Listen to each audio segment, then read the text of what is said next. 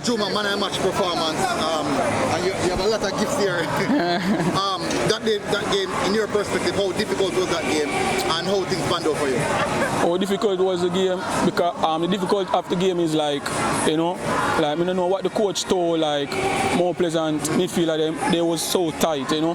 When I end of the day, like I spend like 10 minutes out the game to realize what's going on, to try to get by myself in the game. You guys came out a bit flat in the first half. Do you think is a bit of match sharpness in that sense? I'm not going to say that, you know. Hornet is a team like always be like that, you know. Take long for play. Okay. And overall, going to the second leg 2-2. What's the expectation for the second leg?